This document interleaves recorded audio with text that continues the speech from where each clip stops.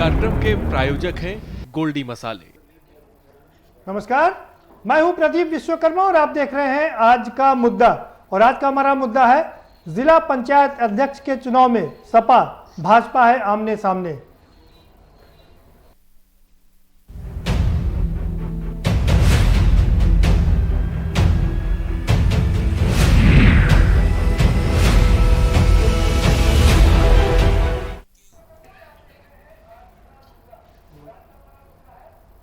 जी हाँ, उत्तर प्रदेश में जिला पंचायत अध्यक्ष के चुनाव चल रहे हैं। नामांकन हो चुके हैं शनिवार को और अब 3 तारीख को रिजल्ट आना बाकी है। 3 तारीख को रिजल्ट आएगा। इस बीच तारीख का बाद है कि कौन पार्टी कितनी ज़्यादा जिला पंचायत अध्यक्ष चुनवा लेती है, जिससे कि आगामी 2022 के विधानसभा चुनाव में उसे ज़्यादा मशक्कत ना करना पड़े।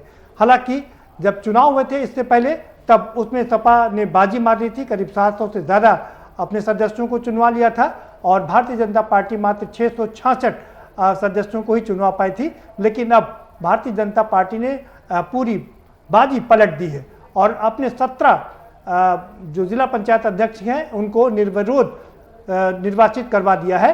मात्र एक जगह ऐसी है जहां पर समाजवादी पार्टी का जिला पंचायत अध्यक्ष निर्वाचित हुआ है, वो है सपा का गढ़ इटावा। इसके अलावा सभी जगह मामला फंसा हुआ है। 41 ऐसे डिस्ट्रिक्ट हैं जहां पर आमने सामने की टक्कर है भारतीय जनता पार्टी और समाजवादी पार्टी की। और इससे पहले बसपा ने ऐलान किया था कि वो जहां भी जीतेगी वहां जीतेगी, लेकिन जहां हारेगी वहां पर दूसरी पार्टियों को हराएगी। यानी कि साफ मतलब था कि वो भारतीय जनता पार्टी को जिताने का संदेश दे रही थी। लेकिन आज उन्होंने इससे पलटी मारते हुए कह दिया कि नहीं, हम जिला पंचायत अध्यक्ष के चुनाव नहीं लड़ेंगे और अपने कार्यकर्ताओं को आदेश दे दिया कि वो अपने काम में जुटे, इसको छोड़ दें। अब सवाल ये उठता कि आखिर उनके जो सदस्य हैं वो किधर जाएंगे, उनको लेकर के मारामारी हो रही है। कांग्रेस का क्या स्टैंड होगा, कांग्रेस कहाँ खड़ी होगी, ये भी अपने आप में बड़ा सवाल है। बड़ी बात है कि आरएलडी का जो गढ़ है पश्चिमी उत्तर प्रदेश, वहाँ पर मथुरा में जो लड़ाई है वो बहुत ही दिलचस्प हो चली है। वहाँ पर भारतीय जनता पार्टी और आरएलडी आमने सामने है। दोनों की लड़ाई दिलचस्प है क्योंकि दोनों के 8 सदस्य हैं और इसी पर हम चर्चा करेंगे। हमारे साथ में खास मेहमानों का पैनल जुड़ा हुआ है, हम उनसे आपका परिचय कराएंगे। लेकिन उससे पहले आपको एक रिपोर्ट दिखा देते हैं जो आपको बताएगी कि कहां पर क्या स्थिति है जिला पंचायत अध्यक्ष के चुनाव की।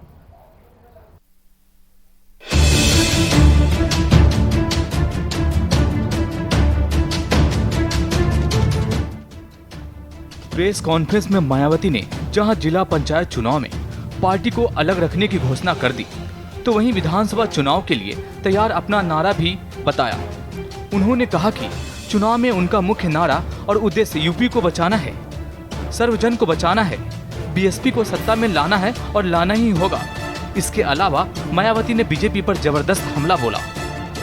बीएसपी ने इस समय प्रदेश में हो रहे जिला पंचायत अध्यक्ष के चुनाव को नहीं लड़ने का फैसला लिया है और पार्टी के लोगों को ये निर्देशित किया है कि वे इस दौरान इस चुनाव में अपना समय व एनर्जी आदि लगाने की बजाय बल्कि अपना पूरा समय व ताकत अपनी पार्टी के संगठन को मजबूत बनाने तथा सर्व समाज में पार्टी के जनाधार को बढ़ाने के कार्यों पर ही लगाएं, तो ये ज़्यादा बेहतर होगा, ताकि इस बार यहाँ उत्तर प्रदेश में होने वाले आगामी विधानसभा चुनाव में बीएसपी की अकेले यहाँ अपने बलबूते पर सरकार बन सके।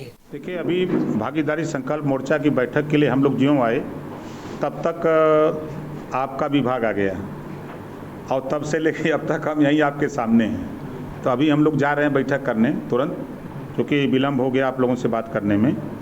तो हम लोगों की साफ साफ बात है, हमारे भागीदारी संकल्प मोर्चा जिसकी जितनी संख्या भारी उसकी उतनी हिस्सेदारी। पहली बात, हम उत्तर प्रदेश में घरेलू बिजली का बिल माफ़ करना चाहते हैं सरकार बनाकर। हम उत्तर प्रदेश में समान, अनिवार्य और निःशुल्क शिक्षा लागू करना चाहते हैं। हम उत्तर प्रदेश में सामाजिक न्याय समिति की रिपोर्ट लागू करना चाहते हैं। हम उत्तर प्रदेश में गरीबों के इलाज के लिए फ्री इलाज की व्यवस्था कर देना चाहते हैं। आज उत्तर प्रदेश में अस्पतालों में बेड की व्यवस्था, वेंटिलेटर की व्यवस्था, ऑक्सीजन की व्यवस्था, इसको हम सरकार बनाने पर इसको प्राथमिकता से हम करेंगे।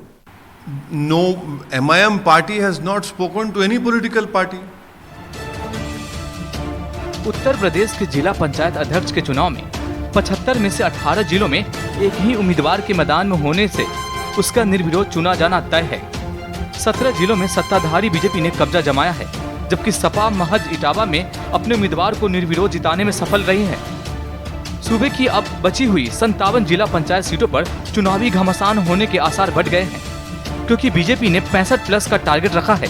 जिला पंचायत के नामांकन में जिस तरह से विपक्षी दलों के प्रस्ताव ही इन वक्त पर गायब हो गए, बीजेपी के पाले में खड़े दिखे, उससे जाहिर है कि अभी तक सिर्फ झांकी है। यूपी में पूरा सियासी खेल बाकी है। निर्विरोध राज्य निर्वाचन आयुक्त के मुताबिक जिला पंचायत अध्यक्ष के पद पर सूबे के 18 जिलों में एक ही प्रत्याशी के नामांकन वैध पाया गया है।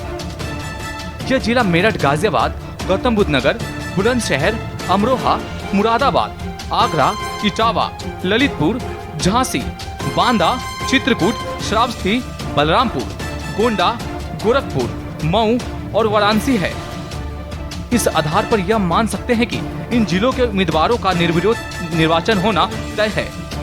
जिला पंचायत अध्यक्ष के नामांकन में सत्ताधारी बीजेपी का चुनावी प्रबंधन विपक्षी दलों पर भारी पड़ रहा है और 17 जिलों में अपना कब्जा बनाया है। हालांकि विपक्ष चुनाव में सत्ता के दुरुपयोग का आरोप लगा रहा है। सपा अध्यक्ष अखिलेश यादव ने ट्वीट कर कहा कि गोरखपुर व अन्य जगह जिस तरह बीजेपी सरकार ने जिला पंचायत अध्यक्ष के चुनाव में समाजवादी पार्टी के प्रत्याशियों को नामांकन कराने से रोका है, वो हारी हुई बीजेपी का चुनाव जीतने का नया प्रशासनिक हथकंडा है। बीजेपी जितने पंचायत अध्यक्ष बनाएगी, जनता विधानसभा में उन्हें उतना ही सीट भी नहीं देगी। हालांकि सपा ने सत्ता में रहते हुए 36 जिला पंचायत अध्यक्ष की निर्विरोध जीत दर्ज की थी और कुल 63 जिलों में अपना कब्जा जमाया था। यूपी में जिला पंचायत अध्यक्ष के चुनाव में 18 सीटों के निर्विरोध के बाद असल लड़ाई अभी बाकी है। बचे 57 जिला पंचायत सीटों पर है, जहां 3 जुलाई को वोटिंग होनी है। यूपी की बची 57 जिलों में से 41 जिले ऐसे हैं जहां केवल 2 ही उम्मीदवार मैदान में हैं। एक तरह से इन सीटों पर सीधी टक्कर होगी। ऐसे में दूसरे दलों को या निर्दलीय सदस्यों पर जोर आजमाइश के जरिए अपने अपने पाले में लाने की कवायद चल रही है।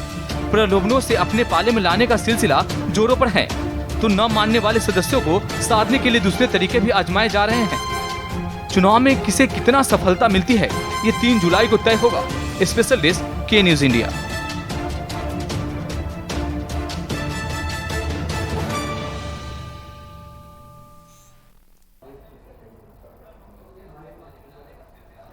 तीन जुलाई को तय होगा कि कौन होगा इसका विजय, इसमें कौन विजय प्राप्त करेगा। ये 3 तारीख को तय हो जाएगा। लेकिन उससे पहले ये तय हो गया है कि अब मुकाबला सपा और भाजपा में है।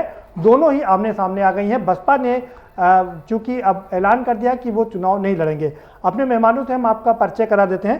शबनम पांडे जी हमारे साथ में जुड़ चुकी हैं, भारतीय जनता पार्टी की तेज तर्रार नेत्री हैं। बहुत स्वागत है शबनम पांडे जी आपका। पंडित अनिल झा साहब हमारे साथ में जुड़े हुए हैं, समाजवादी पार्टी के प्रवक्ता हैं, आपका भी बहुत स्वागत है। अनिल दुबे जी हमारे साथ जुड़े हैं, आरएलडी के राष्ट्रीय महासचिव हैं, आपका भी बहुत स्वागत है अनिल दुबे जी। और हमारे साथ में हरेंद्र मलिक साहब जुड़ गए, कांग्रेस के बहुत वरिष्ठ नेता हैं, सांसद रहे हैं, 4 बार विधायक भी रहे हैं, आपका भी बहुत स्वागत है। और राजनीतिक विश्लेषक के तौर पर हमारे साथ चौधरी साहब जुड़ गए हैं, आपका भी बहुत स्वागत है। सीधा शबनम पांडे जी का। शबनम पांडे जी, 17 तो जगह आपने पहले ही विजय हासिल कर ली है, बाकी बचे 41 जहां पर सपा के सामने, आपके सामने सपा खड़ी है, कैसे निपटेंगी समाजवादी पार्टी से? ने इतनी सीटें में वर्चस्व अपना आप दिखाया है, हम आगे भी सारी सीटों पे हमें वर्चस्व दिखेगा, क्योंकि कहीं ना कहीं सपा अंतरकलह से जूझ रही है।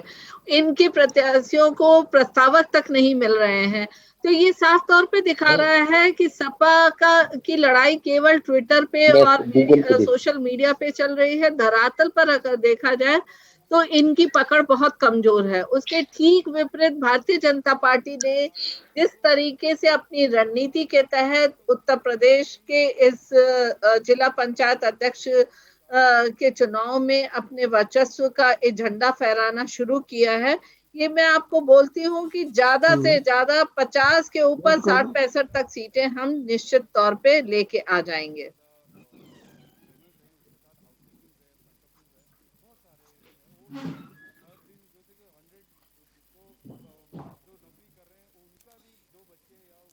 दीप जी,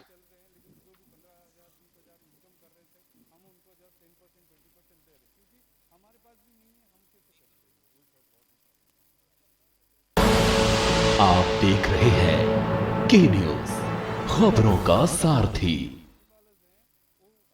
जुबान के लिए उड़ चला गैरों की जमीन पर, खुशबू अपने पन की ढूंढता और दूर कितना भी जाओ, इस जुबान से दूर ना जा पाओगे।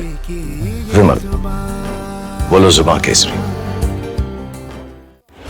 जब आपकी सोच को अंधेरा घेर लेता है और सिस्टम भी मुंह फेर लेता है, जब वादों की परतें खुलने लगती हैं और हारी उम्मीदों का ऊंचा ढेर लगता है, जब सड़क पर एड़ी की रगड़ देखकर अब तक जो भी हुआ सब बेअसर लगता है, तब चिंतन से डगर होगी आसान, मंथन से निकलेगा समाधान। मंथन। आप देख रहे हैं के न्यूज, खबरों का सारथी। यूपी जिला पंचायत चुनाव में धांधली का आरोप लगाने वाले सपा मुखिया अखिलेश यादव पर भाजपा प्रदेश अध्यक्ष स्वतंत्र सिंह ने पलटवार किया। उन्होंने कहा कि सपा में जहां परिवार ही पार्टी और सरकार रही हो, उसके प्रमुख का लोकतांत्रिक मूल्यों की दुहाई देना शोभा नहीं देता।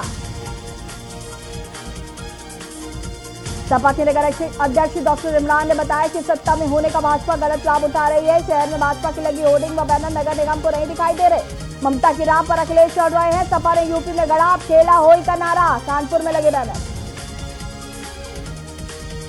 चिराग पासवान इन दिनों बिहार की सियासी चर्चाओं के केंद्र बने हुए हैं। इस बीच तेजस्वी यादव ने मुख्यमंत्री नीतीश कुमार की सरकार के गिरने व चिराग को अपने पाले में करने का बयान दिया। इस पर जेडीयू ने भी पलटवार किया। सृजन घोटाला, भागलपुर नीलाम पत्र पदाधिकारी ने 44 लाख रुपए भुगतान करने के लिए दिए थे आदेश। स्वास्थ्य विभाग के रुपए ट्रांसफर कर दिए गए थे। सृजन के खाते में राशि को ब्याज के साथ खाते में वापस कर सूचित करने को कहा। राशि वापस करने के लिए सिविल सर्जन ने बीओबी को भेजा था पत्र। गोरखपुर में जिला पंचायत अध्यक्ष पद पर पूर्व मंत्री एवं वर्तमान विधायक की पति को भाजपा ने प्रत्याशी बनाकर अनुमानियों का हौसला भी बढ़ा दिया है, जो अलग अलग ब्लॉकों में अपने स्वजन को प्रमुखी दिलाकर ब्लॉक पर दबदबा दिखाने की तैयारी में थे। इंटरनेट मीडिया पर मेरठ जिले के वरिष्ठ नेता व पार्टी के जिला पंचायत सदस्यों पर कार्यकर्ता आग बबूला हो रहे, सवाल उठाते हुए कार्रवाई की भी मांग कर रहे। कार्यकर्ताओं का कहना है कि अश्विनी शर्मा बसपा समर्थित जिला पंचायत सदस्य भारत समेत दुनिया की 80 से ज्यादा देशों में डेल्टा वेरिएंट फैला है। भारत में महामारी की दूसरी लहर के लिए डेल्टा प्लस को जिम्मेदार माना जाता है और इसी के स्पाइक प्रोटीन में म्यूटेशन हुआ और डेल्टा प्लस वेरिएंट सामने आया। आप देख रहे हैं के न्यूज, खबरों का सारथी।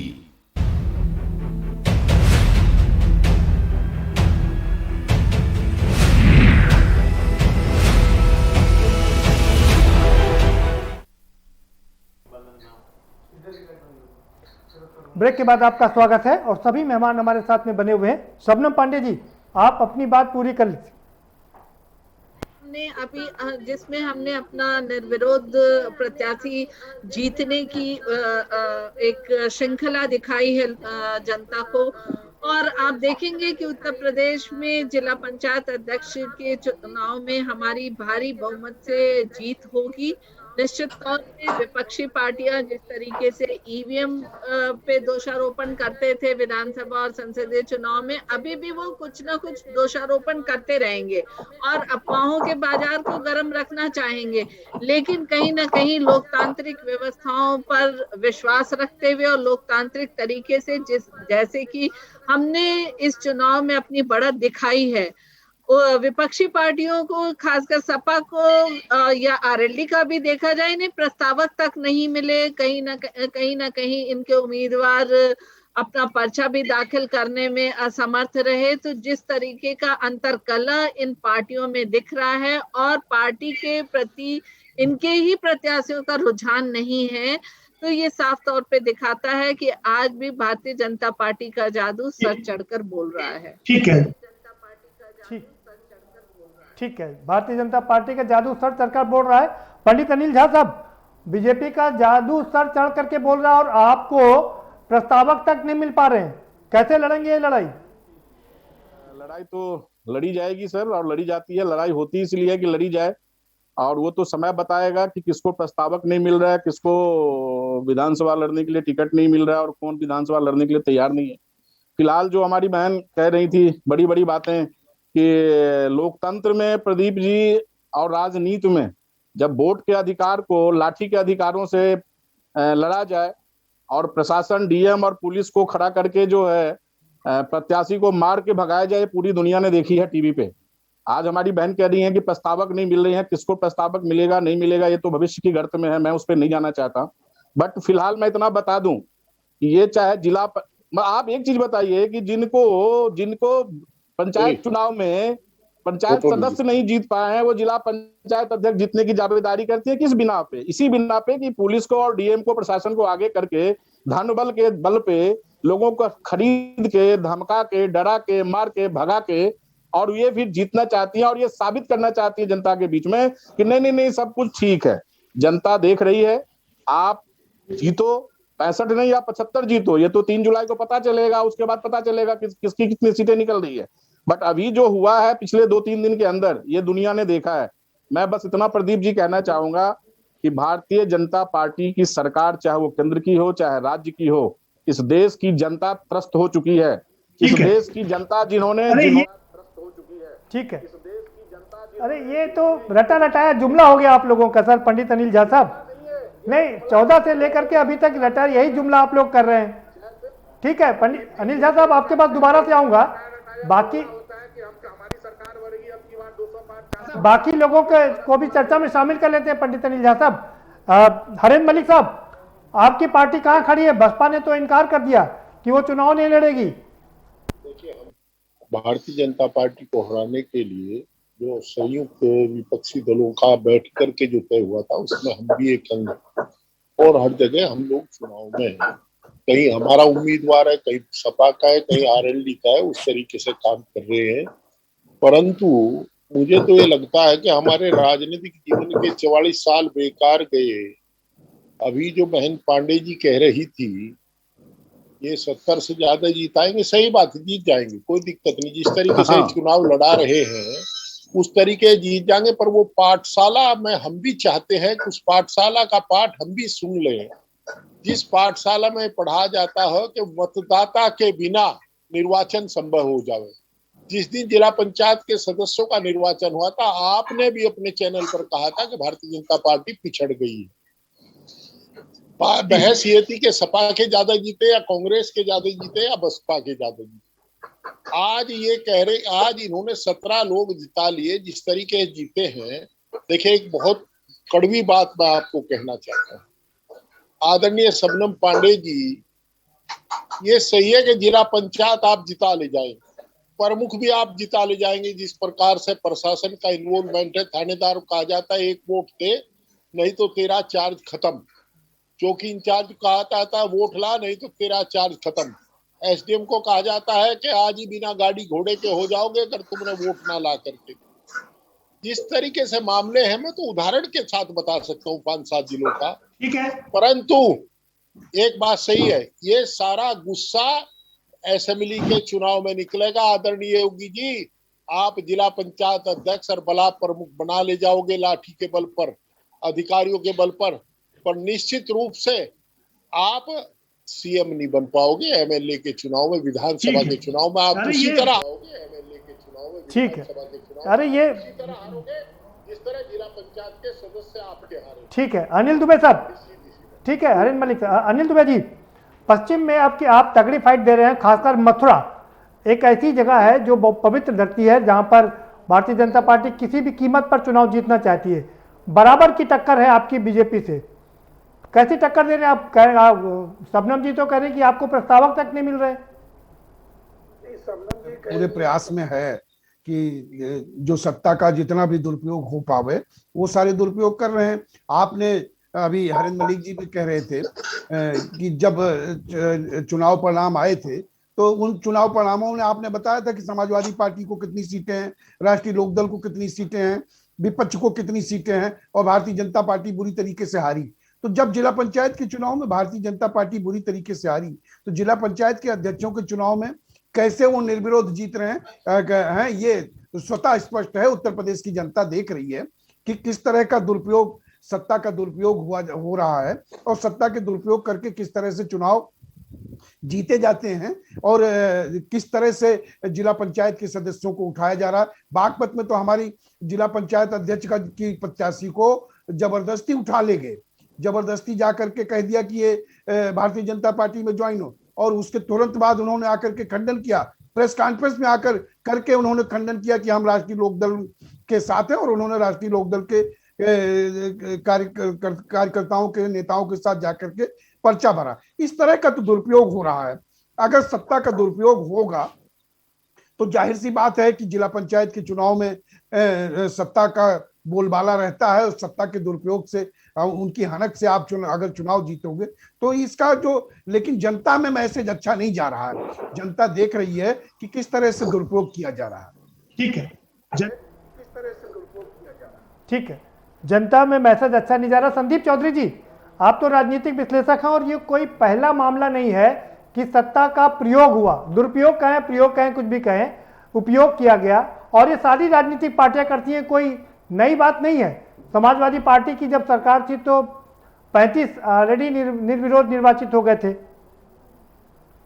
हरिंदर मलिक जी बहुत सीनियर पॉलिटिशियन बैठे हैं, पश्चिम उत्तर प्रदेश में बहुत बड़ा नाम है, हिंदुस्तान की राजनीति की में बहुत बड़ा नाम है और जो उन्होंने बातें कही हैं जैसे ब्लॉक प्रमुख का चुनाव है या जिला पंचायत अध्यक्ष का चुनाव है, ये कहीं ना कहीं सरकार से प्रेरित रहते हैं और इनमें धन बल का इस्तेमाल किया जाता है। लेकिन सबसे बड़ी चीज ये है जिस तरीके से हम बात कर रहे हैं कि बसपा ने चुनाव लड़ने से मना कर दिया है, तो एक तरीके से आप देखिए इनडायरेक्टली बसपा ने कहीं ना कहीं बीजेपी को ताकत दे दी है। और मलिक साहब समझ सकते हैं, एक देसी कहावत है पश्चिम उत्तर प्रदेश में जाटों में बहुत बोली जाती है कि चाहे मेरी भैंस मर जाए दूसरे का कटड़ा मर जाए। तो मायावती ने इस तरीके का एक दांव चल दिया है समाजवादी पार्टी को फेल करने के लिए, समाजवादी पार्टी को हराने के लिए कि जो बसपा के लोग हैं अब वो चाहे तो वो बिकेंगे, चाहे वो सपोर्ट करेंगे, बीजेपी को ताकत देने का काम करेंगे और बीजेपी ज्यादा से ज्यादा सीटें आज जीतने में कामयाब रहेगी क्योंकि सरकार भी उनकी है, धनबल भी उनके साथ है, अधिकारी भी उनके साथ हैं। तो इसलिए पलड़ा समाजवादी पार्टी के मुकाबले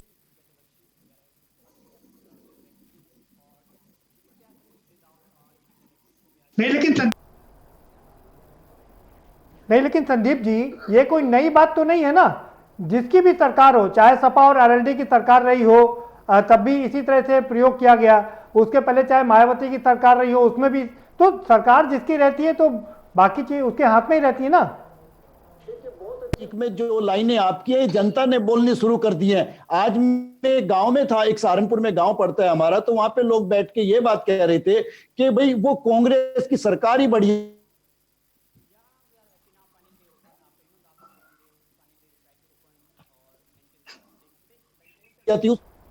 नहीं थी। तो लोगों को पता चल रहा है कि जिस पार्टी को छोड़ करके हम लोग आज कोई बसपा के साथ लगा, कोई समाजवादी के साथ लगा, कोई बीजेपी के साथ लगा, क्या हकीकत में वो पंडित जवाहरलाल नेहरू की पार्टी खराब थी? क्या हकीकत में वो लाल बहादुर शास्त्री की पार्टी खराब थी? क्या हकीकत में वो सरदार पटेल की पार्टी खराब थी? या उन लोगों की इमेज खराब की गई, उस पार्टी की इमेज खराब की गई? ये फैसला अब लोग करने लगे हैं, लोग सोचने लगे हैं और लोगों से बड़ा कोई पॉलिटिकल एनालिस्ट नहीं हो सकता। बिल्कुल संदीप जी, बिल्कुल संदीप जी, मैं एक चीज और आपसे समझना चाह रहा था कि मायावती ने तो पहले ही, बीएसपी ने तो पहले ही कह दिया था कि सपा को हराने के लिए जिसको भी जिताना है जिता दो, यानी कि खुले तौर पर उन्होंने भारतीय जनता पार्टी को जिताने के लिए कह दिया था। लेकिन अब जब उन्होंने मना कर दिया कि हम चुनाव नहीं लड़ेंगे, इसका कितना इंपैक्ट पड़ेगा? क्या भारतीय जनता पार्टी के लिए फायदेमंद होगा या नुकसानदेह होगा? जनता पार्टी के लिए फायदेमंद होगा क्योंकि जो बसपा के कैंडिडेट होते हैं, आपको भी मालूम है, वो पैसा देकर के टिकट लेकर के आते हैं और वो चुनाव जीतने के बाद सबसे पहले उस पैसे को उनका डबल करने का पर्पस होता है कि कैसे ये डबल किया जाएगा, सरकार के साथ मिलकर चलने में फायदा है या विपक्ष के साथ मिलकर चलने में फायदा है। तो आप देखिए, अगर किसी भी जिला पंचायत सदस्य को काम करना है तो सरकार के साथ मिलकर उसको योजनाएं भी मिलेंगी, फंड भी मिलेगा, और अगर वो उसका वोट खरीद लेती है तो भी उसको फायदा है। तो कुल मिला के उनके दोनों हाथों में जो लड्डू हैं वो सरकार के साथ चलने में हैं। मतलब दोनों हाथों में लड्डू पहले ही था। पहले ही भारतीय जनता पार्टी को बोल दिया था कि जिताने के लिए। शबनम पांडे जी का रुख करेंगे, उससे पहले एक ब्रेक पर जाएंगे, एक ब्रेक लेंगे और ब्रेक के पर आएंगे तो चर्चा के सिलसिले को आगे बढ़ाएंगे कि अब 57 में से 41 सीट ऐसी हैं जहां पर कांटे की टक्कर है सपा और भारतीय जनता पार्टी में। कौन जीतेगा, किसका पलड़ा भारी होगा, ये अपने आप में सबसे बड़ा सवाल है और इसी पर हम चर्चा जारी रखेंगे, लेकिन एक छोटे से ब्रेक के बाद।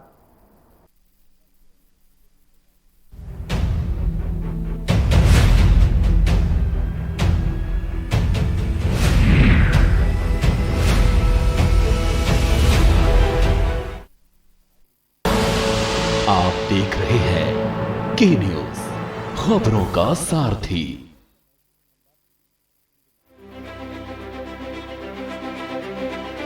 कोरोना महामारी के दौरान तीरथ सरकार ने कुशल प्रबंधन और दूरदर्शी नीतियां बनाते हुए कामयाबी के साथ दूसरी लहर का सामना किया है। सरकार ने राज्य के हर गांव, हर कस्बे तक लोगों को सहायता पहुंचाने का कार्य किया है। इस अभियान में राज्य की आशा और आंगनबाड़ी बहनों ने भी प्रमुख भूमिका निभाई है। प्रदेश के सभी जिलों, कस्बों और वार्ड में घर घर पहुंचकर लोगों को आशा और आंगनबाड़ी बहनों की टीमें जागरूकता संदेश पहुंचाने के साथ ही साथ पोषक आहार और वैक्सीन की अहमियत भी समझा रही हैं। स्वास्थ्य विभाग द्वारा बाकायदा ट्रेनिंग और काउंसलिंग के बाद बीएलओ के नेतृत्व में आशा और आंगनबाड़ी बहनों की टीमें प्रदेश भर में सरकार की तरफ से बांटे जा रहे राशन, सैनिटाइजर, दवाएं और मास्क सहित सभी जानकारियां प्रदेश के कोने कोने में हर एक जरूरतमंदों तक पहुंचा रही हैं। कोरोना संक्रमण की चुनौती में राज्य सरकार की सहयोगी बनी आशा और आंगनबाड़ी बहनों की टीमें राज्य सरकार और समाज के प्रति अपनी जिम्मेदारी निभाते हुए टीकाकरण केंद्रों पर सोशल डिस्टेंसिंग का पालन करवाने के साथ साथ प्रदेश में वैक्सीनेशन के लिए लोगों को प्रेरित कर रही हैं। उत्तराखंड सरकार के साथ कोरोना से इस लड़ाई को जीतने में जी जान से जुटी मातृशक्ति पर आज प्रदेश को गर्व है, जो आज हर संभव प्रयास कर न सिर्फ समाज के प्रति अपने कर्तव्य को निभा रही हैं, बल्कि कठिन परिस्थितियों में राज्य सेवा और जन सेवा की शपथ को भी पूरा कर रही हैं। आप भी कोरोना के विरुद्ध इस युद्ध में आशा और आंगनबाड़ी बहनों का सहयोग करें और उत्तराखंड को कोरोना मुक्त बनाएं। और खुशबू में झूम के भाई लेके आए गोल्डी मसाले। गोल्डी मसाले, खुशबू और स्वाद ऐसा तो रिश्तों में गुस्सा कैसा।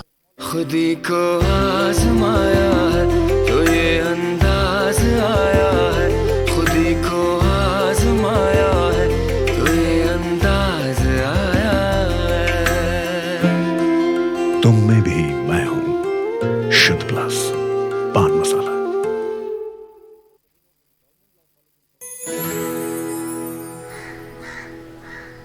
अब हारने के लिए तैयार हो जा चुटकी। ये देख क्वीन मेरी। भाभी देखो ना भैया। अरे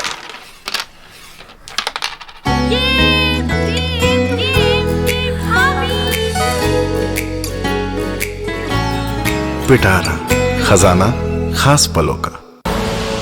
आप देख रहे हैं के न्यूज, खबरों का सारथी।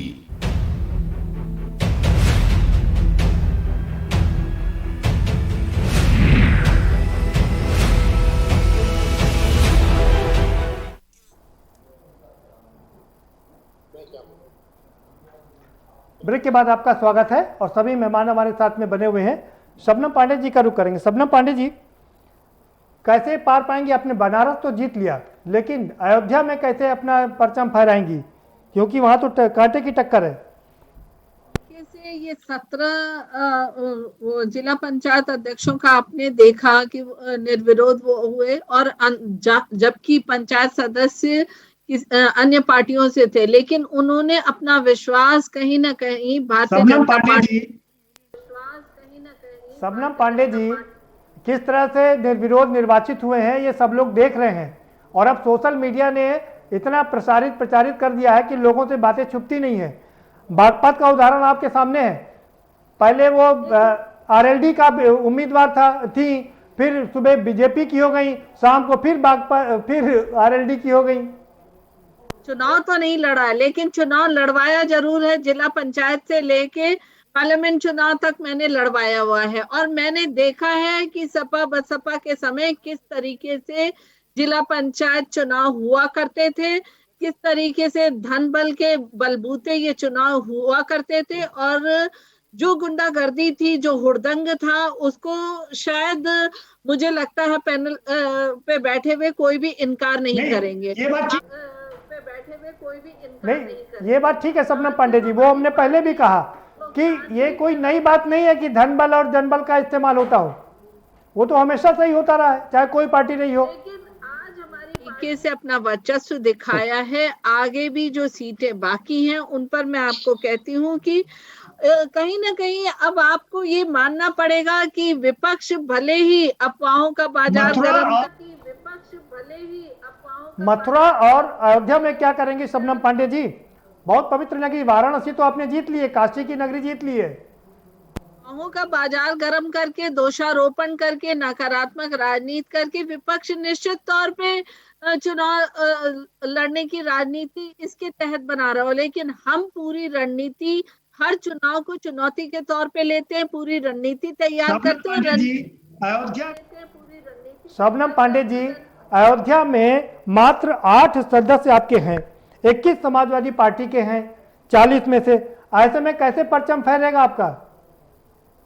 17 सीटों का देख रहे हैं, 17 सीटों में भी इनके लोग थे, लेकिन इनका विश्वास नहीं था, तो उन्होंने हमारे पंचायत अध्यक्षों को चुना। तो इस तरीके से अयोध्या हो चाहे अन्य जगहों पे हो, मैं आपको बार बार कह रही हूँ कि आज भी जनता हो या जनता द्वारा चुने गए नुमाइंदे हो, चाहे वो किसी पार्टी के सिंबल से जीते हो, लेकिन उनका विश्वास भारतीय जनता पार्टी पे, क्योंकि विकास का रथ अगर शबनम पांडे जी, अगर उनका विश्वास भारतीय जनता पार्टी पे था तो सदस्य पहले ही चुन लेते, तो सदस्य तो नहीं चुने गए ना। किस तरीके से लोगों ने अपना विश्वास जताया, और इस विश्वास तो सदस्य चुनने में क्यों विश्वास नहीं जताया?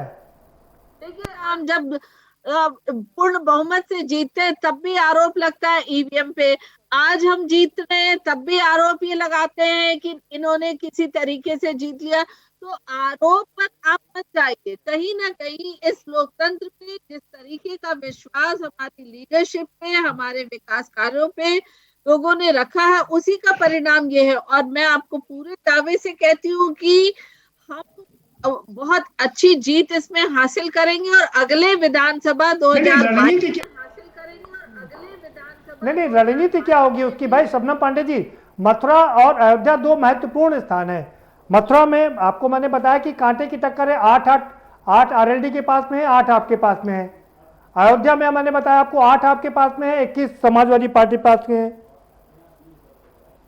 सदस्यों पे बहुत डिपेंड करता है, उनके सदस्य देखिएगा आप कि वो कहीं ना कहीं भरोसा, क्योंकि उन्हें पता है कि उनकी पार्टी, उन्होंने उससे जरूर वोट ले लिया, लेकिन उन्हें पता उनकी पार्टी विकास कार्यों में जो अड़ंगा लगाती है, जो विकास कार्यों में जो घोटाला करती है, उन्हें पूरा भरोसा है कि भारतीय जनता पार्टी के अध्यक्ष होंगे तो हमारे जनपद में पूरी तरीके से विकास की रथ दौड़ेगी, और मथुरा हो, अयोध्या हो या कोई और भी जनपद हो, हमारी ही पार्टी के जिला पंचायत अध्यक्ष चुने जाएंगे। इसको मैं आपको कितना अध्यक्ष चुने जाएंगे, ठीक है, कितना एक आंकड़ा भी बता दीजिए कि 75 में से कितना तक हम निश्चित तौर पे जाएंगे। 65। हरन मलिक साहब आप कुछ निश्चित तौर पे जाएंगे 65। हरन मलिक साहब आप कुछ कहना चाह रहे थे, अपनी बात रख लीजिए। मैं ये कहना चाह रहा था, पहले तो बहुजन समाज पार्टी के संबंध में मैं कह रहा हूँ कि 9 तारीख को नॉमिनेशन था, नॉमिनेशन हो चुका। अब ये बड़ा हास्यास्पद है, जो लोग मैदान में उतरने थे वो उतर लिए, जिन्हें वापस लेना था वापस ले लिया, हम काहे का चुनाव छोड़ रहे हो। दूसरी स्थिति, आप प्रदीप जी, आपसे मेरा विनम्र अनुरोध है शबनम जी सब कुछ स्वीकार कर रही है। आप उनसे चाहते क्या हो? बार बार वो कह रहे हैं कि हाँ इनके मेंबर्स है पर जीतेंगे हमारे। अब वो इससे ज्यादा और खुला नहीं, मैं वो समझना चाह रहा था आरिफ मलिक, नहीं मैं वो समझना चाह रहा था आरिफ मलिक साहब ना कि कैसे जीतेंगे, वो जादुई आंकड़ा लाएंगे कहाँ से? वो अपना विकास करेंगे, क्षेत्र का विकास बाद में देखेंगे। देखिए मैं शबनम जी को तारीफ करता हूँ, कम उम्र में इतना साफ वक्ता मैंने नहीं देखा। उन्होंने स्वीकार किया है कि कैंडिडेट सपा के, बसपा के, लोकदल के, कांग्रेस के जीत का है, विरोध पक्ष के, परंतु चेयरमैन इनका जीतेगा। मैंने तो पहले कहा था उस पाठशाला में अगर प्रवेश हमें मिल जाए, एक आध पाठ हम भी पढ़ ले, मतदाता दूसरी पार्टी के हो और मत हमें दे दे तो वो बहुत अच्छा ये कला तो सीखनी, हाँ ये कला तो सीखनी पड़ेगी ना। शबनम जी आपका जवाब देना चाह रही मलिक साहब जी। से सहमत हूँ। जिस प्रकार से डीएम और एसएसपी को जिम्मेदारी दी गई है, मंडलायुक्त को जिम्मेदारी दी गई है, डीआईजी को जिम्मेदारी दी गई है, उस तरीके से सब कुछ संभव है। और मैं साहस की प्रतीक्षा करता हूँ बहन शबनम जी के कि उन्होंने साहस पूर्वक कहा है कि किसी के मेंबर, ठीक बिल्कुल ठीक है।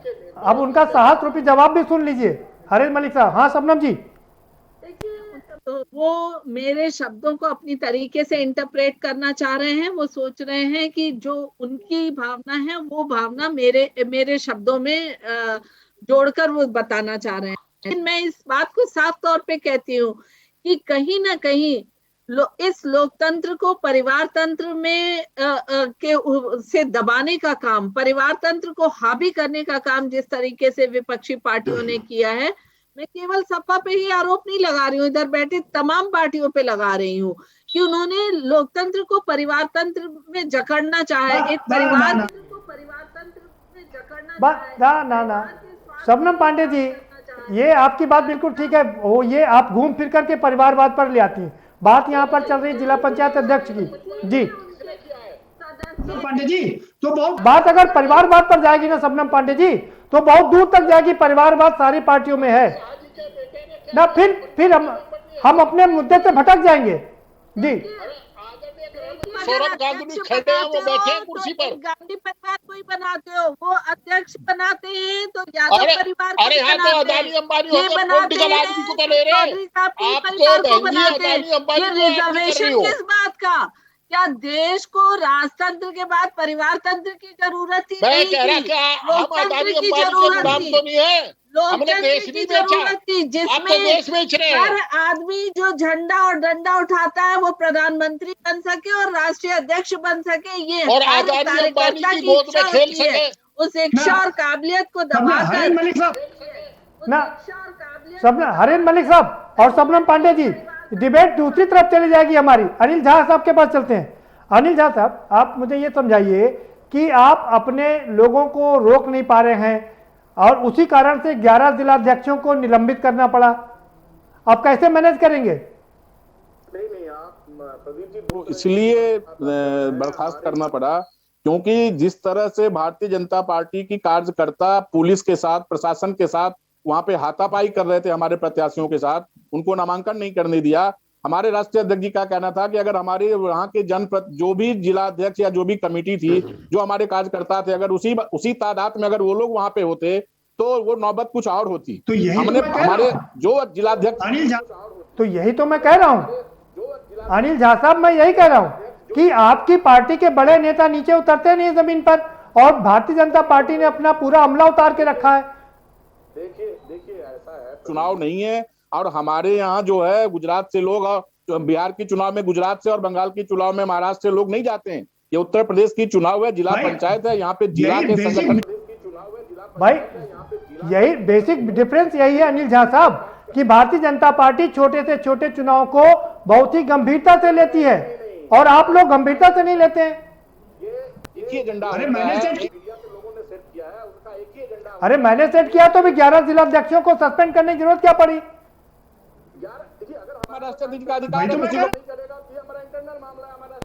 वही तो मैं कह रहा हूँ कि आपकी पार्टी के लोग मिलकर काम नहीं करते हैं। पार्टी प्रशासन के साथ मिलकर उनके कार्यकर्ता ने हाथापाई किया, मार मार के भगाया को। पंडित अनिल झा, वो तो आपने भी किया था ना पंडित अनिल झा साहब। आपकी जब सरकार थी तो 35 लोग निर्विरोध निर्वाचित हुए थे, अभी तो यहाँ तो 17 ही हुए कुल।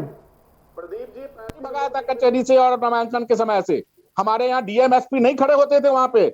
हमारे सरकार में डीएमएसपी को टारगेट नहीं दिया गया था, जैसा कि मलिक साहब अभी कह रहे हैं आपको। मेरा ये कहना है प्रदीप जी कि भारतीय जनता पार्टी सत्ता की इतनी भूखी हो गई है जिसको ना तो राष्ट्र के हित, तो वो भूख आप लोगों को क्यों नहीं सताती है? आप लोग खब्बू बल्लेबाज क्यों नहीं बनते? आ रहा हूं सपना पंडित जी। बहुत दिन तक हिंदुस्तान में नहीं चलने वाली है और 7 साल में, अरे 14 से तो चल रही है ना सरकार। अनिल झा साहब 14 से लेकर के 21 हो गया, लगातार चल रही है ये राजनीति। प्रदीप जी 14 से जो हवा चली 19 में आके थोड़ी सी परिवर्तन होने की दिशा में थी, लेकिन पुलवामा के बाद जो कुछ हुआ, जिस तरह से शहीदों के नाम पे वोट मांगे गए और आज भी शहीदों के परिवार को न्याय नहीं मिला, किसी का पेंशन चालू नहीं है, किसी को जो वादा किया गया 2 करोड़ 5 करोड़ नहीं मिला, उनके परिवार आज भूख की कगार पे बैठे हैं। उस पर कोई डिबेट नहीं हो रहा है, उस पर कोई चर्चा नहीं कर रहा, उस पर कोई मंत्री विधायक सांसद नहीं बोल रहा है। मैं सिर्फ ये कहना चाह रहा हूं कि ये प्रदेश का चुनाव विधानसभा का चुनाव नहीं है, ये जिला पंचायत की चुनाव है। जैसा कि मलिक साहब ने कहा, आप सभी लोगों ने दिखाया है कि मुझे ये समझ में नहीं आता है कि जिस पार्टी का कार्यकर्ता जिला पंचायत में बीडीसी या जो भी चीजें नहीं जीती है, वो जिला अध्यक्ष कैसे बन जाएगा? अरे भाई वो तो सबको पता है। अरे भाई वो तो सबको पता है, उसमें छुपा क्या अनिल झा साहब कि साम दाम दंड भेद दाम भी उसमें होता है, साम भी होता है। हाँ शबनम पांडे जी सुन लीजिए, शबनम पांडे जी कुछ कहना चाह रहे हैं।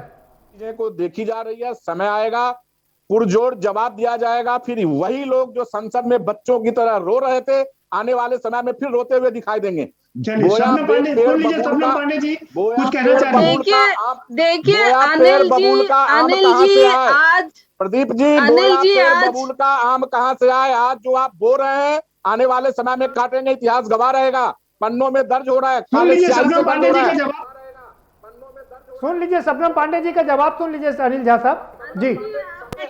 शबनम पांडे जी को इतना कहना चाहूंगा कि सूप दूसरे चलनी को जिसमें खुदे 72 छेद, ये देहाती कहावत है कि सूप दूसरे चलनी को जिसमें खुदे 72 छेद। तो ये जो बड़ी बड़ी बातें टीवी पे आके आप लोग करती हैं, जनता समझ गई है, हमें जवाब देने की जरूरत नहीं है। इससे कोई तरजीह नहीं देता आपको, आप भाषण देते रहिए। ऐसा दिख रहा है लोगों को। अरे ये तो आपको दिख रहा है ना कि आप कह रहे हैं कि वर्चस्व जो है बीजेपी का है, तो आपकी भाषा, मलिक साहब ने कहा, वो बहुत सीनियर है, उन्होंने स्पष्ट कहा कि आपकी भाषा में जो आपकी हरकतें हैं वो दिखाई दे रहा है। मुझे उस पर कुछ नहीं बोलना, वो समय के हवाले मैंने छोड़ दिया। जवाब सुन लीजिए। अच्छा जवाब सुन लीजिए अनिल झा साहब, शबनम पांडे जी जवाब दे रही हैं जी। शबनम जी 35 निर्विरोध पंचायत अध्यक्ष चुना, वो आज हम पे उंगली उठा रहा है। जिसने किसी पार्टी के राष्ट्रीय अध्यक्ष मायावती जी के साथ जो हरकत की, उंगली उठा रहा है कि जिन्होंने 35 निर्विरोध चुना, उन्होंने लाठी डंडे नहीं मरवाए, उन्होंने डीएम को खड़ा करके टारगेट नहीं दिया। आप उसी पार्टी से लेके नहीं खड़े थे, उनके लिए सपा की राष्ट्रीय अध्यक्ष के साथ जो हुआ वो इतिहास गवाह है उसका कि आपकी पार्टी किस हद तक सत्ता की लोभी रही। उस पार्टी के लोग अगर इस तरह की बात कर रहे हैं तो जनता को मुझे ज्यादा कुछ बोलने की जरूरत नहीं है। आप लोग एक उदाहरण, भारतीय जनता पार्टी सत्ता की इतनी भूखी है कि देश के साथ जिसको आतंकवादी कहता है भारतीय जनता पार्टी उसके साथ सरकार बना लेती है, जिसको पानी पीटी के गाली देता है उसके साथ गठबंधन कर लेता है। तो ये तो सत्ता लोभी हमको खुल के कहते हैं। हमारी पार्टी खुल के कहती है, हमारी पार्टी खुल के जिसका विरोध करती है उसके साथ गठबंधन कभी नहीं करती है। हासिल नहीं करेंगे।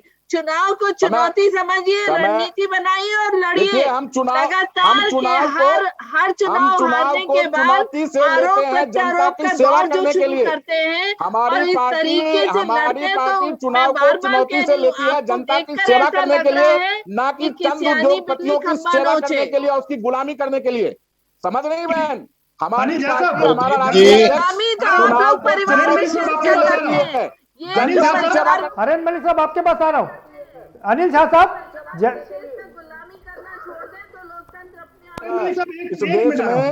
अनिल झा साहब आ रहा हूँ। हरेंद्र मलिक साहब एक मिनट आ रहा हूँ। अनिल झा साहब एक सवाल सुन लीजिए। आप ये जल्दी से बता दीजिए कि आप कि पार्टी कितनी सीट जीतने जा रही है, क्योंकि शबनम पांडे जी ने साफ कर दिया 60 से 65 सीट वो जीतने जा रही हैं। जो देश की गुलामी में अंग्रेजों के साथ था, हम लोग जनता की बात ये तय करेगा। अरे कितनी सीट जीतेंगे, अरे कितनी सीट जीतेंगे इसका कितना दावा करें वो भी बता दीजिए। आपने सवाल मुझसे पूछा, जवाब ये दे रही है। शबनम जी जवाब दे लीजिए भाई। मैं ये कह रहा हूँ कि जिला पंचायत में ब्लॉक प्रमुख में जनता ने चुना जिला पंचायतों को और ब्लॉक प्रमुख को। अब ये सब मिलके चुनेंगे जिला पंचायत अध्यक्ष को।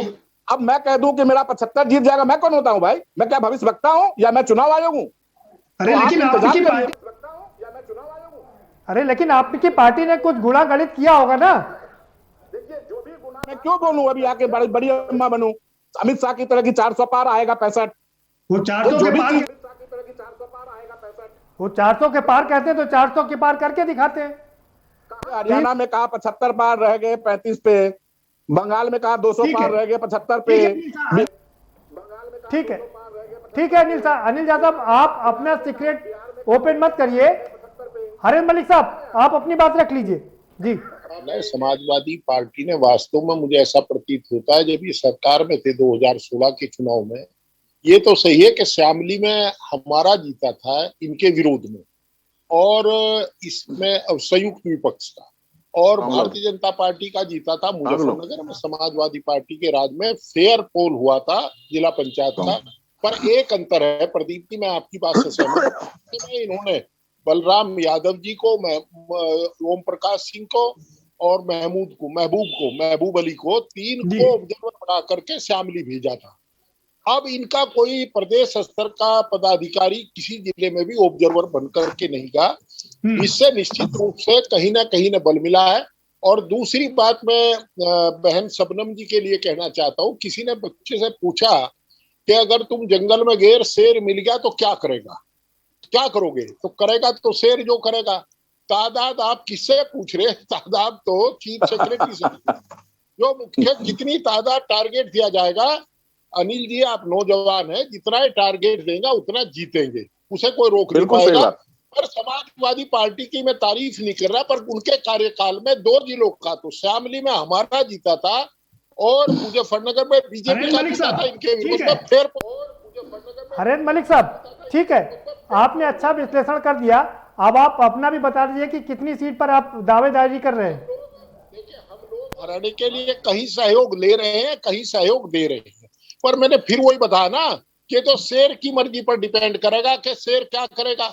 अब ये कितनी चुनाव होने देंगे, कितने नहीं होने देंगे। हमारे यहाँ ब्लॉक प्रमुखी के चुनाव मुजफ्फरनगर में इन्होंने अधिकारियों की ड्यूटी अभी से लगा दी, जिला पंचायत की वोट उठवा ली।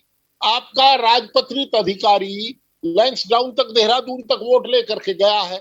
अब जब इस तरह वोट उठेंगी तो कौन क्या हरेंद्र मलिक साहब, ये कोई पहला मामला नहीं है ना, ये तो मैं बार बार कह रहा हूँ सारी सरकारों में होता रहा है। तो जी होता सभी जगह, सभी कम होता है, कभी ज्यादा होता है, होता सभी जगह सभी पार्टियों में जी। और इनके 3 मिनिस्टर बैठे थे वहां, ओम प्रकाश सिंह जी, महबूब अली जी और आदरणीय बलराम यादव जी। तो तीनों बैठे थे, और उसके बाद भी प्रसन्न चौधरी जीत गया था जो बारंडी में है। ठीक है, वो वाया भाजपा आरएलडी चले गए। ठीक अनिल, ठीक अनिल दुबे जी, छोड़ेंगे वो तो जीतेंगे हम जी। जिसको वो छोड़ेगा, दारोमदार भारतीय जनता पार्टी पर है, जिसको वो छोड़ेंगे वही आपके थाली में आएगा। वही अपोजिशन लड़ेगा। ठीक है अनिल दुबे जी, जी लिए तो कुछ छोड़ दो, हम तो भले लोग हैं। ठीक है अनिल दुबे, ठीक है अनिल दुबे जी, आप हरेंद्र मलिक जी कह रहे हैं भारतीय जनता पार्टी जितना छोड़ेगी उतना ही आप लोगों को मिलेगा, क्या यही पोजीशन है आपकी पश्चिम में? जो जिला पंचायत के सदस्य चुनाव जिता के भेजे हैं वो तो राष्ट्रीय लोकदल समाजवादी पार्टी और विपक्ष के हैं, और विपक्ष का पलड़ा पश्चिमी उत्तर प्रदेश में, खास तौर पर जो आपने जिक्र किया, पश्चिमी उत्तर प्रदेश में विपक्ष का पलड़ा भारी है, बल्कि उत्तर प्रदेश में ही पूरा विपक्ष का पलड़ा भारी है।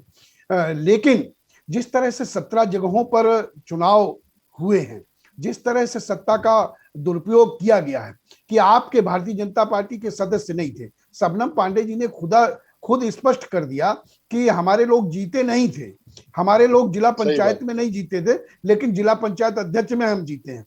तो आप बताइए ऐसा कौन सा तरीका है कि जिला पंचायत के सदस्य आपके नहीं हैं और वो जो है भारतीय नहीं अनिल दुबे जी भारतीय जनता पार्टी के निर्विरोध वहां पे हुआ कि किस तरीके से जो है वहां जिला पंचायत के अध्यक्ष प्रत्याशी को जबरिया उठाया गया। नहीं आरोप तो ये भी ना अनिल दुबे जी, आप अपने प्रत्याशी को रोक नहीं पा रहे हैं, आपका ज्यादातर प्रत्याशी वहीं चले जा रहे हैं। तो नामांकन नहीं करने दिया जाएगा, मतदाता को वोट नहीं डालने दिया जाएगा, एसडीएम, इंस्पेक्टर और चौकी इंचार्ज जिला अधिकारी भारतीय जनता पार्टी के एजेंट के रूप में काम करेंगे। तो अगर ये सारी चीजें होंगी तो आप बताइए कि कैसे वोट कोई डालेगा। चुनाव आयोग को, राज्य निर्वाचन आयोग को हस्तक्षेप करना पड़ा कि किसी उम्मीदवार के खिलाफ, किसी जिला पंचायत सदस्य के खिलाफ फर्जी मुकदमा न किया जाए। अगर इस तरह की चीजें हो रही हैं तो आप बताइए सत्ता का क्या दुरुपयोग नहीं हो रहा। अगर सत्ता का जिला पंचायत का सदस्य वोट नहीं डाल पाएगा तो आप कैसे कह सकते हैं कि, और फिर भारतीय जनता पार्टी के प्रवक्ता ने स्वतः सारी चीजें कह दी, वो क्या कहना चाह रही थी लेकिन कहे वो सब नहीं। उन्होंने 60 से 65 सीट नहीं, उन्होंने साफ कर दिया कि 60 से 65 सीटें जीतने जा रही हैं। आप कितनी सीटों पर दावेदारी कर रहे हैं अनिल जी? सारी सीटों पर समाजवादी पार्टी का, विपक्ष का, राष्ट्रीय लोकदल का के वोट हैं। वोट तो हमारा है, लेकिन निष्पक्षता के साथ चुनाव तो ये करावें। निष्पक्षता के साथ 17 जगह चुनाव हुआ। आप बहुत वरिष्ठ पत्रकार हैं, आप बताइए कि 17 जगहों पर किस तरह से वोटिंग की गई है, किस तरीके से जो है आप तो जानते हैं नहीं अनिल जी, आप तो जानते हैं, आपसे कुछ छुपा थोड़ी नहीं है। आप भी सरकार में रहे हैं, साम दाम दंड भेद कैसे अपनाया जाता है, सारी पार्टियां अपनाती हैं, सारी सरकारें अपनाती हैं। हम सरकार में शामिल तंत्र के साथ मजाक नहीं किया गया। हम डेमोक्रेटिक लोग हैं, लोकतांत्रिक प्रक्रिया के तहत हम गुजरे हैं। हरेंद्र मलिक जी ने अभी बताया कि शामली में क्या हुआ, सारी चीजें स्पष्ट हैं। इस तरह का दुरुपयोग कभी नहीं किया गया कि जो वोट आपके नहीं है, जिला पंचायत सदस्य आपका नहीं है और अध्यक्ष आपका निर्विरोध चुना जा रहा है। जब आप मतदान की प्रक्रिया ही नहीं होने दे रहे हो, लोकतंत्र का पर कुठाराघात हो रहा है। शबनम पांडे जी हमारे साथ नहीं है, नहीं उनसे शबनम पांडे जी हमारे साथ नहीं है, नहीं उनसे जरूर जवाब लेते। संदीप चौधरी जी के पास चले। शबनम पांडे जी आप जवाब दे लीजिए, आपके ऊपर आरोप है कि आप प्रस्तावक ही नहीं आने दे रही हैं।